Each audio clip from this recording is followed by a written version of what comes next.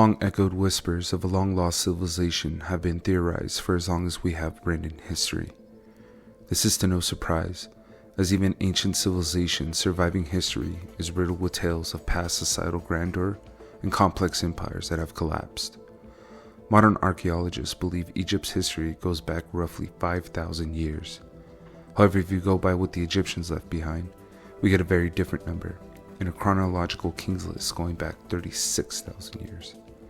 Likewise, Sumerians left us a kings list going back 240,000 years. More and more, it is becoming apparent that archaeological accepted norms relating to our history are cherry-picked, and only parts of their complex history are accepted if they fit neatly into archaeology's cookie-cutter explanations. Why is it that certain parts of Egyptian history are dogmatically accepted by the academics, while other parts are considered fiction and romance by Egyptian scribes and historians? I'm not saying that I believe the timeline left by these civilizations. I'm merely questioning who these experts are that choose one narrative over another. This is paramount, as modern society has crossed a threshold where merely hypothesizing about a very real possibility is cause for being labeled a conspiracy theorist, leading to a loss of credit, and in most cases loss of possible research funding. It is thanks to Klaus Schmidt, a German archaeologist who headed the discovery and uncovering of Göbekli Tepe, in effect driving a spear right in the middle of our understanding of human history and subscribing truth to conspiracy. Klaus Schmidt was taken to a hill in Turkey with what locals thought was a gravestone sticking out of the ground. This ended up being the top to one of the most important discoveries of our time, and is slowly rewriting human history. This was the top of a megalithic site that would be known as Gobekli Tepe, dating back about 11,000 years. Now, I'm not suggesting that Gobekli Tepe is proof of Atlantis or anything of this nature. No, Gobekli Tepe simply exists in a time when humanity should be cavemen, yet its burial gives us evidence that a civilization existed prior to Sumerians. A civilization that had the time and knowledge to construct megalithic structures 6,000 years prior to Stonehenge. The modern archaeology is now changing the definition of hunter-gatherers to fit its new discovery. It is hard to believe that a hunter-gatherer society, at the mercy of wild animal herd patterns and fluctuating wild grain harvesting seasons, would have the will, time, and knowledge to build such a monumental site. Gobekli Tepe is no small endeavor. Less than 5% of the site has been excavated, with the surrounding hillside littered with what ground-penetrating radar shows to be more sites. Gobekli Tepe consists of 20 circular stone structures, about 65 feet in diameter. 2 T-shaped, 18-foot tall stone pillars protrude out of the interior of the site. The site is littered with sculptures of insects, birds of prey, boars, and even a kneeling figure holding what appears to be a human head in its hands. What is astonishing about these sculptures is they are not cut into the rock. However, they are sculpted out of the rock, meaning a huge piece of stone had to be cut down to form a pillar and account for the various figures protruding out of it. This is a substantial undertaking that took lots of skill, and most certainly took time and practice to perfect. The biggest megaliths weigh anywhere from 8 to 10 metric tons and are arranged in a circular pattern. The current theory offers evidence purporting that these sites are aligned to constellations. It may even have constellations sculpted on the pillars themselves. Interestingly enough, the builders, or someone around 11,000 years ago, decided to backfill the site and bury it. Why this was done is a mystery, but allows us the unique opportunity to carbon date the site to at least this date. It is impossible to carbon date stone. Most archaeological sites are dated back to carbon sources found around megaliths. This can be misleading, as someone could have occupied the site after its completion, allowing a wide margin of error. Gobekli Tepe is unique, and that has been conserved almost completely undisturbed up until its discovery, allowing archaeologists to have a firm date as to when it was at least buried. The date of Gobekli Tepe goes back to the end of the last ice age, roughly around 11,700 years ago. Evidently, the site was of importance to many people. Maybe the future was uncertain as climate was shifting and the world was changing at an alarming rate, leading to its burial. Maybe it was buried as a time capsule for future generations to discover. It could have been a transfer of knowledge, as Graham Hancock, a historical journalist, has theorized, in which knowledge of farming, astronomy, megalithic art, was somehow transferred to a group of hunter-gatherers from a more advanced people. The point isn't whether an unknown civilization made Gobekli Tepe or cavemen are responsible for its construction.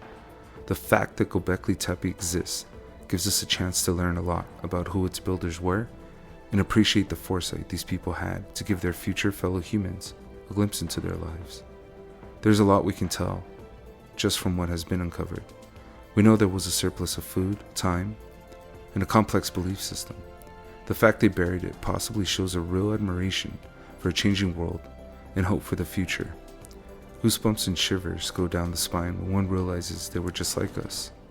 They had kids, aspirations, and wanted to leave one last yell at the end of their short time on this earth. Just as we sent Voyager 1 and 2 into space with some information in the hopes that someone will know we were here at one point, so did our ancestors leave a time capsule for us to discover and cherish so many thousands of years later. The uncovering of this site has given us the rare ability of seeing in real time what Schopenhauer said happens to original ideas. Quote, "All truth passes through 3 stages. First, it is ridiculed.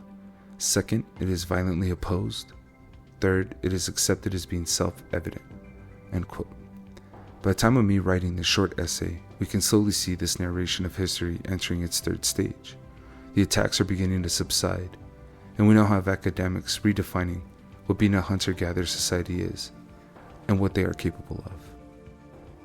In a nutshell, our current accepted history is evolving from apes, forming small hunter-gatherer groups, until out of nowhere civilization springs up in between the Euphrates and Tigris rivers. This burst of civilization came with agriculture, writing, and all the fundamental comforts and complexities of civilization. Any other view, theory, and or possibility is always attacked and vehemently denied by modern archaeology. The most common response was always, where is the proof of this civilization? We have nothing but cavemen before Sumerians and Babylonians. And to be fair, these are valid questions, and I am by no means denoting that asking for proof is too much to ask for.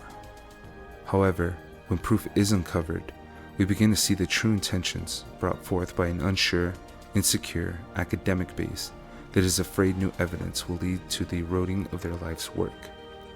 Desperate acts follow, such as a YouTube video titled, quote, "I watched Ancient Apocalypse so you don't have to," end quote.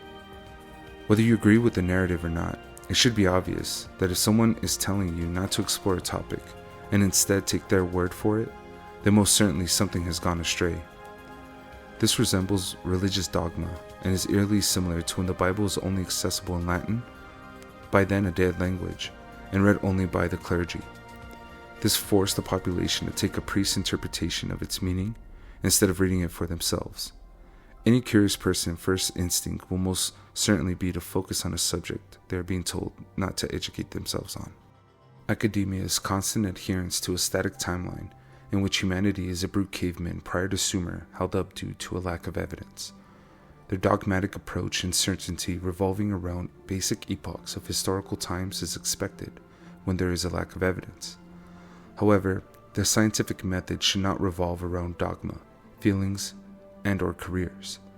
Empirical evidence has and always will be the foundation upon which honest science is built upon. This isn't to say faith in ideas isn't necessary to evolve and discover new possibilities. This, after all, is what hypothesizing is. In a sense, this whole channel was made in an attempt to show that hypothesizing is a necessary virtue of critical thinking. Whether you agree with the narrative or not, attacking anything that even mentions a different modality shows how insecure the narrative is and was to begin with.